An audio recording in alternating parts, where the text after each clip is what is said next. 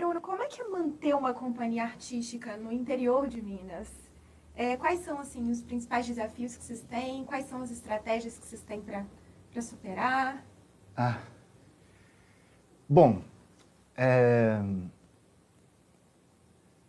o interior é muito vasto, né? E daí falar sobre aqui, Ouro Preto e Mariana. Complicado, bem complicado, porque a gente tem uma política pública que não funciona e não sei tanto de Mariana, sabe? Mas como eu vejo artistas de Mariana também reclamando bastante desse ponto, normalmente se tem os fundos, né? Os fundos de cultura que transformam-se em editais e de livre concorrência. Mas, ao meu ver, a política pública não pode ser só edital, que é uma concorrência, né? Ela tem que ser uma política governamental, né? E não de governo, uma política pública mesmo, assim, que entra outro governo e tal. Agora, por exemplo, tem o Plano Nacional de Cultura, que daí eu acredito que que está programado para ser como se fosse um SUS da cultura, sabe?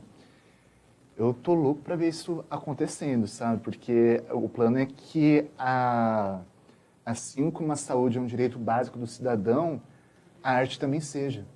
E isso está na Constituição, inclusive. Né? O Gilberto Gil, quando ele era ministro da Cultura, ele falava isso. Então, a gente tem esses fundos, ele é consolidado, sabe, entre aspas. Tá tudo para acontecer, mas não acontece.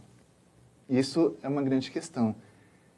E a burocracia também, eu acho que tem que ter burocracia sim, né? Porque, afinal de contas, como é que as coisas precisam passar pelo patamar jurídico, logo burocrático. Então, não estou ocupando exatamente a burocracia. Mas, por exemplo, em Ouro Preto ainda você não tem quase nada digital. Agora tem um credenciamento dos artistas, só que é para música. E aí, para ir para o teatro apresentar, como é que faz? E daí, são questões assim que não tem nenhuma resposta certa.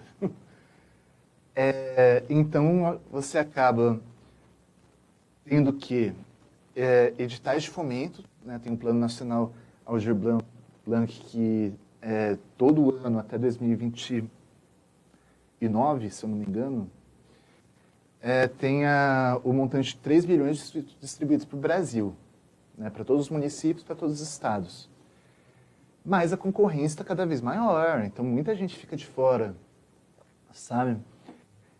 Inclusive do seu próprio município, porque a gente pensa que, pelo menos o município passa. Não, às vezes a pessoa passa no estado, mas não passa no município.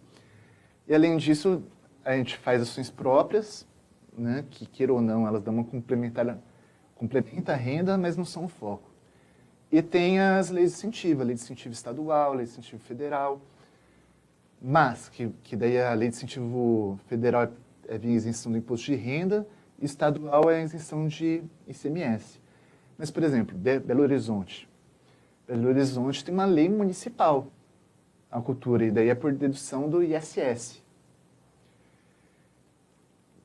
Aqui em Ouro Preto, aqui em Mariana, a gente tinha que ter uma lei municipal de incentivo à cultura, sabe? Pode ser pelo IPTU, pode ser pelo ISS também.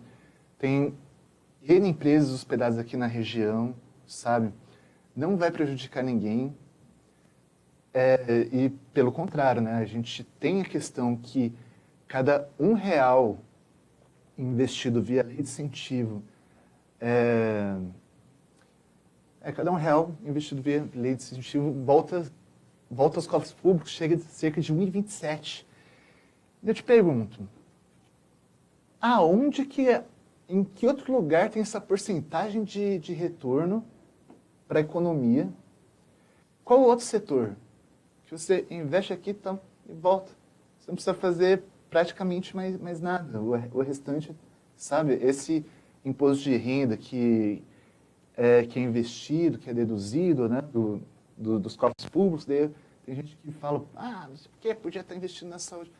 Pega esse retorno, então, que você investiu, que agora em vez de R$ 1 é 1,27, investe na saúde, pô. Então, prejudica prejudica ainda, aqui a gente está falando num nível internacional, né? Essa questão do preconceito no sentido de não saber o que é e já falar mal, né? Dessas leis de incentivo, né? A Lei Rouanet é a principal delas. E daí tem algumas empresas que patrocinam via lei estadual, mas não patrocinam via lei federal. E daí é basicamente a mesma coisa, muda só o imposto, né? Então, uma pessoa que normalmente, via de regra, né? Mas, por exemplo, a provedor de internet paga muito mais ICMS do que imposto de renda, né? CEMIG, por exemplo. CEMIG é a principal patrocinadora do Estado. Mas, normalmente, uma pessoa que consegue aportar pelo imposto de renda, consegue aportar pelo ICMS também. Então, tem esses gatilhos, tem essas questões ainda para sobrevivência, não, para viver bem aqui, né? Porque o fundo de BH é volumoso, né? Excelente, não vou falar porque sempre dá para melhorar. Mas é muito volumoso. E o SS de Belo Horizonte sabe, é bem mais fácil do que uma Lei Rouanet, que é relativamente a mais fácil, sabe? É mais fácil captar com ela do que com uma Lei Rouanet, sabe? E daí, isso a gente está falando aqui da região, se a gente colocar outras cidades do interior vai ficando mais difícil, porque, por exemplo, aqui a gente ainda tem algumas empresas que conseguem patrocinar. De vez em quando a gente... esse ano a gente não tem nenhum projeto incentivado pela Lei Federal de Incentivo, né, que é a Lei Rouanet, mas nos anos passados a gente teve, né? E na região tem muita empresa. Poxa, mas daí nessas regiões que tem menos empresa, sabe? No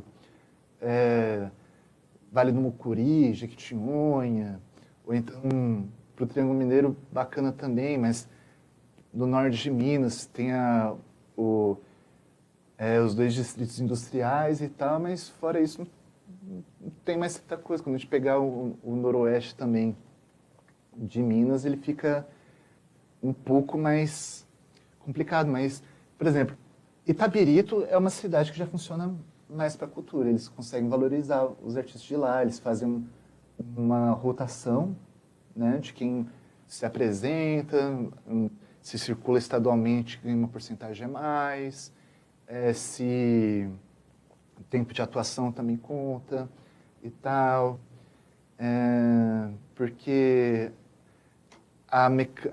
como funciona a mecânica de contratação de artistas na região aqui, as coisas não se consolidam direito, porque, tá contratando forró agora, daí você estava tocando aqui, não, agora vou tocar forró que é o que está contratando, né, para tocar nos bares e tal.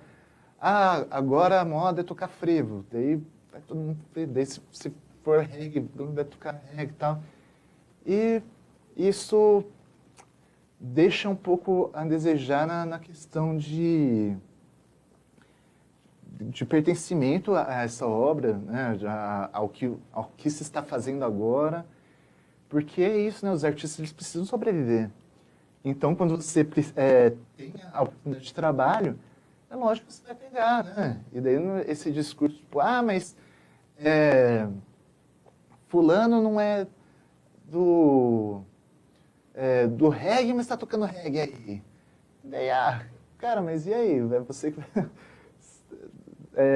o campo do cara não está mais dando dinheiro, daí o que o cara faz agora, sabe? Então, isso